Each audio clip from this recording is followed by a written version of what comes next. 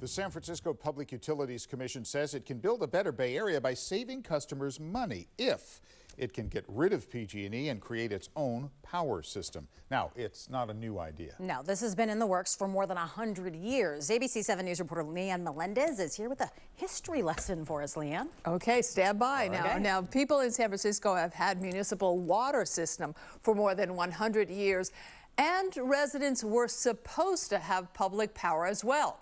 Now, San Francisco generates it, supplies it. They just don't own the grid. Now, 100 years later, there's a bid to buy out PG&E. The question is, will they give it up?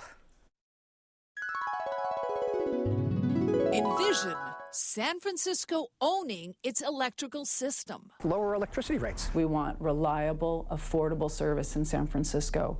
It never happened, despite this guy, Congressman John Edward Raker, making a deal with Washington, D.C. in 1913, allowing San Francisco to dam Hetch Hetchy Valley in Yosemite. So in exchange for giving the city the right to build a dam in a national park, San Francisco had to agree to use that dam as the cornerstone of a public power system.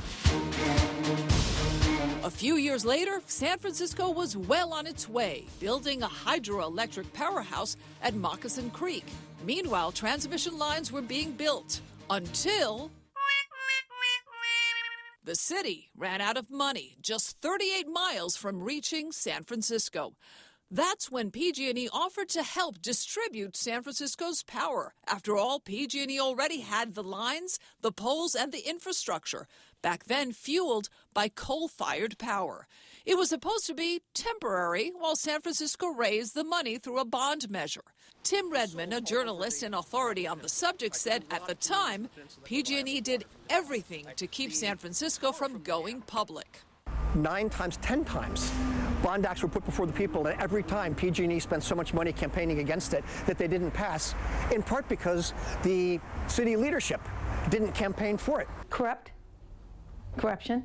In the 1980s, former supervisor Angela Alioto became one of San Francisco's most outspoken advocates for public power, even writing in her book about how City Hall was a PG&E stronghold. PG&E was electing officials when PG&E became almost the sole source of electing officials. Another former supervisor, Tom Amiano, joined Alioto in fighting against PG&E. There was a little bit too much pay to play at City Hall, and people would say, well, like who? And I say, well, I don't want to get anybody in trouble. I'll just give you their initials, PG&E. So Amiano revealed he too was once quietly approached by a PG&E representative offering support for his political campaign. If you're favorable to us, we can have a fundraiser for you, and we can guarantee $25,000. Is this a real thing? Yeah. The public's perception of PG&E began to change with the San Bruno gas pipeline explosion in September of 2010, questioning the safety of the utility company. A series of wildfires followed, blamed on PG&E's equipment and power lines, which were not properly maintained. In 2019, the utility company filed for bankruptcy after announcing a $13.5 billion settlement with fire victims and their families. PG&E also pleaded guilty to 84 counts of involuntary manslaughter in federal court. PG&E then began undergrounding power lines in high-risk areas, passing on those costs to customers.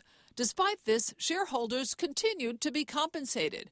With all this negative publicity and animosity towards PG&E, the San Francisco PUC says it's time to buy them out. We actually made 3 separate offers to PG&E by letter, $2.5 billion. That would cover the entire distribution system in every residential neighborhood and business, every pole, every line, underground and above.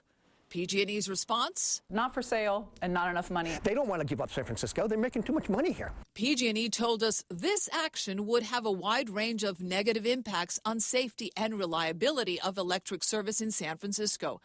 PG&E also cited a study that found that when utilities were municipalized, the costs passed on to customers often rose. The East Bay city of Hercules is an example. They tried to go public in 2002 but failed. They're now back with PG&E.